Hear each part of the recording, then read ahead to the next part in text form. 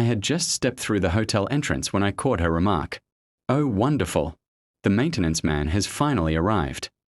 Not directed at me specifically, but about me. Soft enough that I could pretend not to hear. Loud enough that everyone surrounding her could share a laugh. I stopped mid-stride in that grand lobby. My finest button-down shirt. Shoes I'd spent an hour polishing that morning.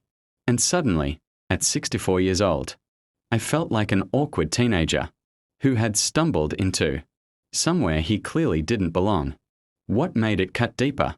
The woman who'd just spoken was about to become my daughter-in-law's mother. And she wasn't alone in her judgment. I nearly pivoted and walked straight out. My right foot had already angled toward the exit. But then my son appeared. He moved through the crowd quietly, came close, and whispered in my ear, "Dad, please stay. Just for tonight." Nothing more. Just those words and an expression I'd never witnessed on his face before. I had zero clue what was about to unfold. Neither did they. My name is William Marshall. Friends call me Will. I'm 64 and I reside on 40 acres outside of Conroe, Texas, about 45 miles north of Houston, out in Montgomery County where the pine forests thicken and the roads, narrow and homes sit far, enough apart that you can still hear your own thoughts. I was raised here. My father tended this land before me. He worked as a pipefitter on offshore rigs and raised cattle on the side. I followed him into those fields at 17. Worked 23 years doing equipment maintenance on drilling platforms. When I retired at 54, I came back to the acreage. Vegetables, a modest herd of cattle. A small grove of pecan trees that I still battle with every fall. Nothing that makes strangers sit up straighter when you mention it. But it's genuine. It's mine. And every inch of it came from effort, the kind that leaves its mark on your hands. I've carried calluses on my palms since I was 11 years old. My wife Eleanor was the type of woman this world produces too few of. Gentle and resilient, remarkably perceptive about others. She could assess someone in 3 minutes and be accurate about them for the next 30 years. We raised 2 children together in that house. My daughter Michelle is 32 now. She married a middle school science teacher named Thomas. They live in Houston's 3rd Ward with their little boy Marcus, who is the most entertaining child I've ever known. And then there's David, 34, a civil and environmental engineer who graduated from Texas A&M on a full scholarship. Watching him walk across that stage was the second proudest day of my existence. The first was the day he was born. The third was the day I stood at Eleanor's hospital bedside and she held my hand and said, "The kids are going to be fine. Will, they'll be just fine." She passed 2 days later. Heart failure, swift and unrelenting. That was 6 years ago.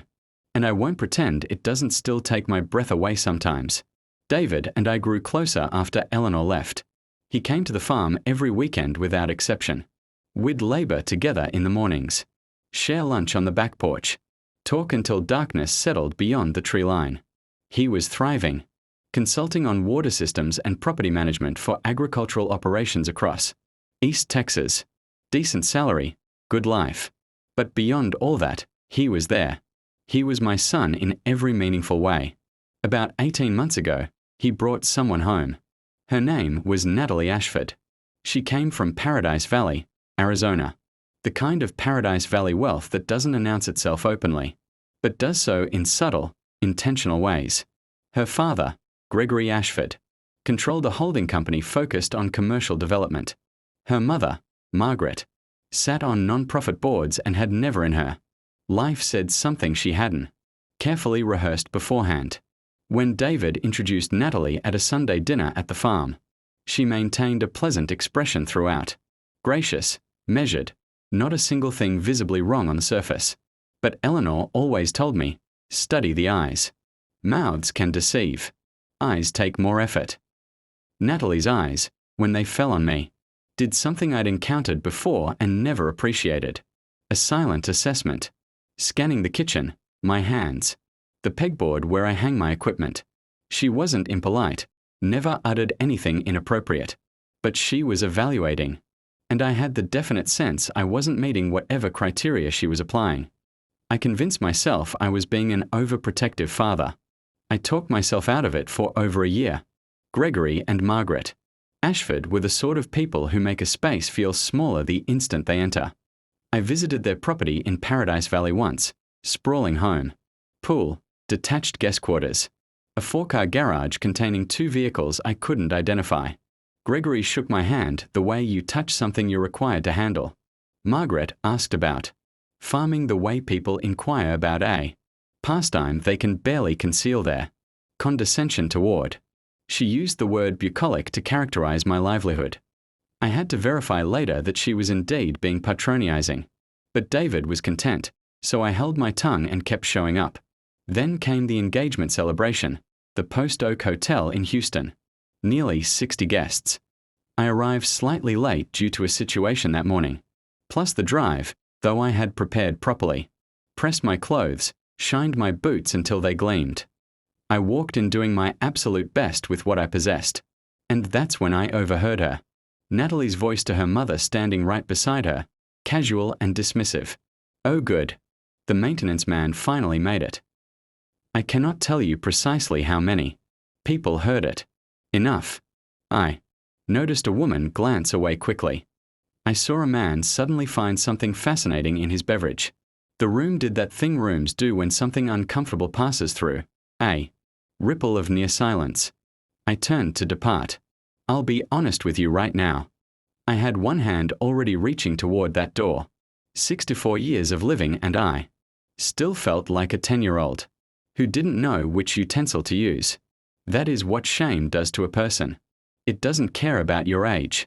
It doesn't care how diligently you've worked or how clean your hands are or how long you've been doing the right thing. It simply transports you back to the smallest version of yourself and challenges you to move forward anyway. Then David was there. 4 words. Dad, trust me. Tonight. I remained. The dinner passed. I sat with some of David's colleagues, engineers, genuine people who asked me thoughtful questions and treated me like a man worth conversing with. But every few minutes, I'd glance toward the main table where Natalie was laughing with her parents, and Gregory would catch my eye and hold it for a moment, that look of his. The one that says he has already classified you and stored you away. He is simply verifying the label. After most guests departed, David found me and requested I walk with him to his truck. We sat in the cab in the parking structure. He closed the doors. He was quiet for a moment, studying his hands. Then he said, Dad, I need to show you something. And I need you to let me get through all of it before you respond. He opened his phone. Audio recordings, 18 or more of them, labeled by date. Before I could ask, he pressed play on the first one. Natalie's voice came through the speaker. Clear, relaxed. Entirely unlike the woman I'd been observing smile for over a year. 6 weeks. Mom. Then I'm in. Once we are married, I start working on the property situation. Dad already has buyers lined up. And Margaret's voice completely unconcerned. And what if his father resists? Natalie again, almost entertained. Men like that trust their sons completely. David asks him to sign. He'll sign. I sat there and felt the ground shift beneath me. The land she was discussing, my land, sits in a corridor that Montgomery County had quietly approved for a significant highway expansion about 16 months prior. Most people didn't know about it yet, but Gregory Ashford with his real estate connections did. He had calculated with patience and precision that my 40 acres would be worth somewhere between 10 and 15 times its current value within 2 to 3 years, and he had orchestrated his daughter's engagement as the vehicle for acquiring it. There were more recordings. There were videos. David had spent 3 weeks returning to the Ashfords' home, documenting conversations, photographing documents Gregory had left on his desk. He found preliminary sale agreements bearing my name on the signature line. My name forged, clean, notarized with a seal that forensic analysis would later reveal was counterfeit. He found correspondence with development buyers. He found the entire scheme laid out and operational. I couldn't speak. I just sat in the dark cab of his truck and held his phone and felt everything. I thought I understood rearranging itself. Son, I finally managed. What are you going to do? He told me, and honestly, part of me resisted. Part of me is a man who was raised to resolve things with dignity and without public display. My father's voice still echoes in my head. Keep it between people. Don't display your pain. Don't cause a scene. Part of me wanted to say, let's withdraw quietly. Protect what's ours without burning everything down in public. Then I thought about Natalie's voice on that recording.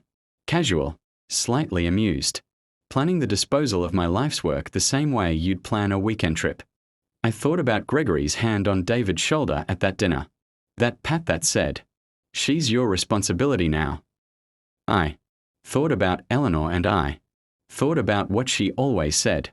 When I was about to swallow something that shouldn't be swallowed. Let the truth breathe, Will. I said, I'm with you all the way. The next morning, I met David at his apartment and was introduced to a friend of his, Marcus, an audiovisual specialist who had already agreed to assist. They'd arranged for a projection system in the ceremony hall, told the venue it was a romantic photo presentation, paid a courtesy to the manager to accommodate the last-minute setup. The timing was planned to perfection. Marcus showed me how the edited recordings would play, subtitled, sequenced, unmistakable. I went back to my hotel room alone that night, put on my suit, the same one I wore to Michelle's wedding, looked in the mirror for a while, thought about Eleanor, thought about my father and his father, and the 3 generations of early mornings, and broken machinery and sweat, baked into that land, and something settled in my chest.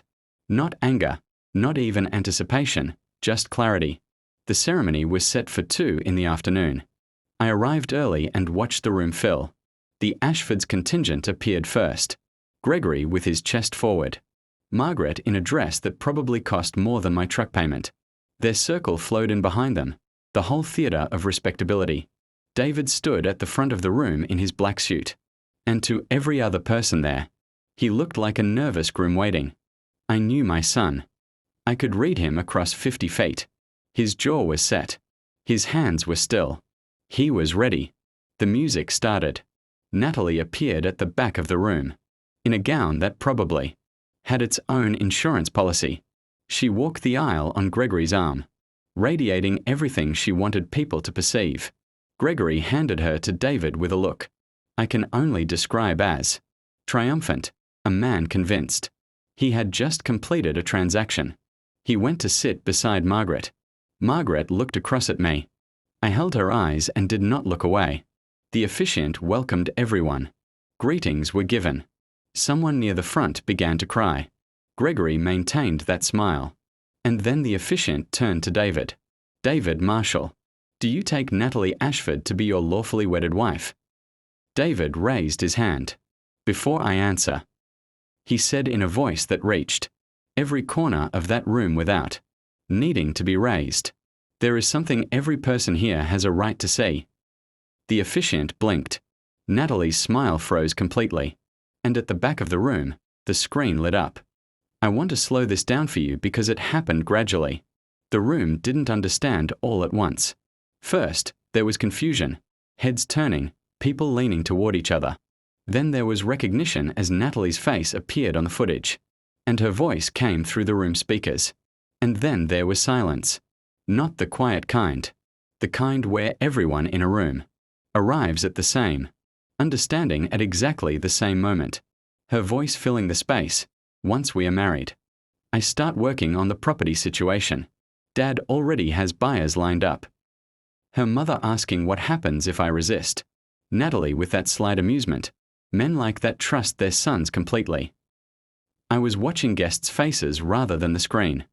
I already knew what was on it. I watched a woman in the 4th row press her hand to her mouth. I watched one of David's close friends rise slowly from his seat. I watched Margaret Ashford go the color of old paper. Gregory was on his feet. Shut that thing off. That is edited. That is a fabrication. The recording kept going. The second clip was Gregory in his own study, leaning over his desk, voice low and businesslike. The corridor gets approved. That land triples. We need it in our name before the public survey. Natalie manages the son. We manage the paperwork. A sound moved through the room, not quite a gasp. Something heavier. Several people on Natalie's side stood up. 2 walked toward the exit. The third recording was from the night of the engagement dinner.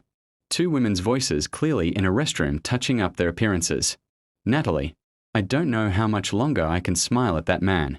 He walked in looking like he'd just come off a worksite. Margaret laughing softly. Just a little longer. After the wedding, David distances himself. We won't have to keep pretending. The room broke open. I stayed completely still. I had promised David I would stay still, and I held to that, though what it cost me. I will not try to describe. Natalie at the altar was crying. The tears coming fast like a switch thrown. Those are edited. Those are out of context. David, tell them. But David had turned to face the guests, and his voice was so level it was almost frightening. Everything you heard has been certified by forensic audio analysts. The property documents bearing my father's signature are forgeries. This plan has been running for over a year. Gregory charged toward the back of the room toward Marcus in the AV booth. Marcus stepped out, locked the door behind him. And the presentation continued. Documents now. Sale agreements, buyer correspondence.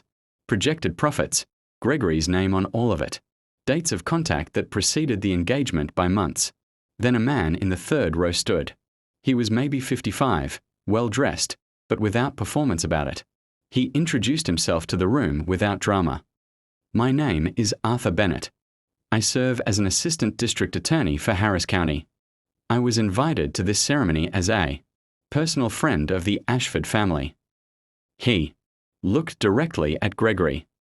Mr. Ashford, what I have witnessed constitutes evidence of conspiracy to commit fraud, document forgery, and theft by deception. I am advising you not to leave this building. I remember thinking, Eleanor would have loved this moment. Gregory blustered. Margaret wept. Natalie tried to move toward the exit and was firmly stopped by 3 of David's friends, who simply placed themselves in her path. She didn't fight it. She crumpled there in her $1,000 gown on the ballroom floor and sobbed. And I know a person is supposed to feel something complicated about that. Maybe I did somewhere deeper down. But what I felt in that immediate moment was the weight lifting. The weight of 40 acres and 3 generations and 6 years of missing Eleanor and 18 months of swallowing something. That tasted wrong. All of it releasing.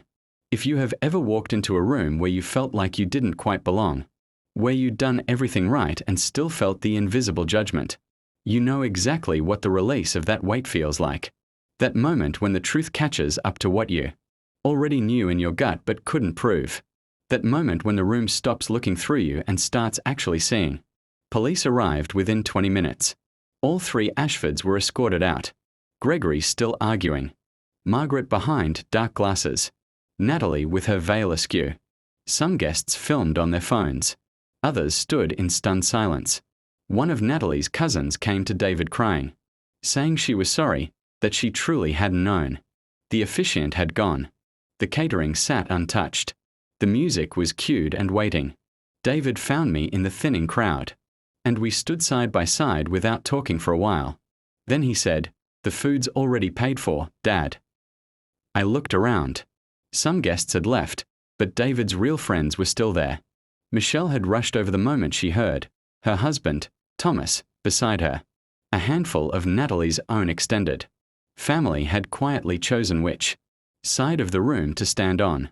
David said, "I'd rather celebrate than grieve." So, we did. We ate. We put the music on. We danced. I danced with Michelle, who held my face in her hands and said, "Mama would be so proud of you both. Daddy." And I had to look away for a second, because that landed somewhere deep and undeniable. Honestly, if that had been me 20 years younger, I don't know if I could have stayed in that room the way David did.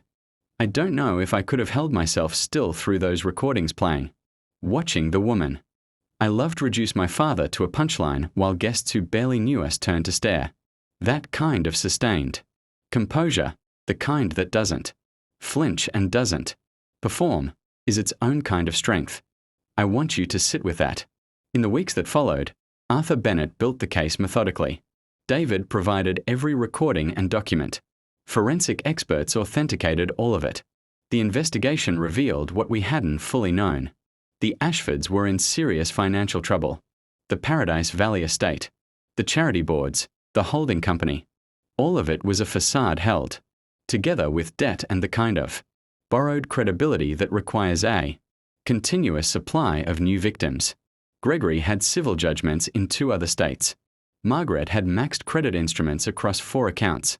They needed our land because they were desperate in a way they had spent years hiding. That, I'll admit, gave me a complicated feeling. Not sympathy exactly, but an understanding of the difference between cruelty for its own sake and cruelty as a survival strategy. Adopted so young, it became second nature. A woman named Patricia Vance contacted us 3 weeks after the cancelled wedding. She had been briefly engaged to an Ashford family associate 5 years earlier. The same playbook, questions about her family's property, pressure to share financial access, then threats when she disengaged. She testified at trial. 2 other people came forward with similar accounts. The settlement offer arrived before trial. $350,000 and a formal public apology in exchange for dropping all charges. David and I sat with it for about 10 minutes. Then I said no. Not because I'm wealthy and didn't need the money. I am not wealthy and I could have used it. I said no because some things don't have a number attached. I said no because Patricia Vance deserved to tell her story in a courtroom. I said no because whoever came after us, and there would have been someone after us, deserved not to go through this. The trial was 2 weeks. The defense painted David as a vindictive ex-fiancé who had fabricated an elaborate revenge. It was a creative argument. It had nowhere to stand. You cannot argue manipulation in the face of your own voice on certified recordings. You cannot argue forgery away when your own documents are examined by handwriting experts. You cannot argue pattern when 5 people from different cities and different years describe the identical sequence of events. Guilty on all counts. Gregory Ashford, 12 years. Margaret, 8. Natalie, 10. The judge said something in her final remarks that I have written on a piece of paper. I keep by the kitchen window, the one that looks out over the property. She said, the calculation this family made, that dignity is cheap, that integrity can be outmaneuvered, that a man's worth is determined by his address, was the precise error that brought them here. David came home to the farm, not as a retreat, as a decision. He said the city had been him auditioning for a life that wasn't actually his, trying to impress people who were keeping score in a game he hadn't agreed to play. He consults remotely now, runs the irrigation side of the property. 2 years ago, he married a woman named Rebecca, a soil scientist from Huntsville, who showed up to their 3rd date in work boots and has never once made me feel like furniture in my own house. They got married here on the land under the pecan trees with 40 people who genuinely knew us. It was the best day I have had since Eleanor. Here is what this story taught me. And I mean this not as a platitude, but as something I had to earn. The people who try hardest to diminish you are usually the most afraid of what you represent. Natalie. Ashford didn't call me the maintenance man because she believed it was accurate. She said it because she needed to believe it. She needed me small so that what she was doing remained survivable to her, so that she could keep telling herself it wasn't personal, wasn't wrong, was just business. The mistake most people make when they encounter that kind of dismissal is to turn it inward, to ask what they could have done differently to deserve more respect. The answer is nothing. There was nothing to fix. The problem was never yours. What David understood, that nobody else in that room quite grasped until the screen came on, was that the truth doesn't require permission. It doesn't need the right moment or the right venue or the right audience. It just needs someone willing to stand up and let it speak. And the question I want to leave you sitting with today, not as accusation, just as something to carry home, is this: is there a room in your life where you've been making yourself smaller to make someone else comfortable? And if so, how long do you plan to keep doing that? I am 64 years old. I have calluses on my palms and a pecan orchard. Out back and a son who drives. Out for dinner 3 nights a week. I wake before the sun and I work until my back tells me to stop, and I sleep like a man with nothing to hide. That is the whole inheritance I was ever after. That is all I ever wanted to leave behind. Now, before you go, I need something from you. Drop a comment and tell me. Type a 1 if you think David was right to expose the Ashfords publicly at the ceremony in front of everyone. Type a 2 if you would have taken that settlement offer. $350,000 is real money and there's no shame in saying so. And type a 3 if you would have walked straight back out those hotel doors the moment you heard those words and never looked back. I want to know. I will read every single one. And tell me where you're watching from and what time it is there. Someone is going to be watching this at 2 in the morning from somewhere I wouldn't expect. And somehow this is the story they needed tonight. That means something to me every single time. If this found you, if something here landed somewhere real, I'd be glad to have you stay. I share stories like this as often as I can. Hit subscribe if you want to be here for the next one. This is a fictional story inspired by real emotional experiences, fully rewritten and reimagined in Houston, Texas to create original content. Any resemblance to real people, locations, or events is entirely coincidental.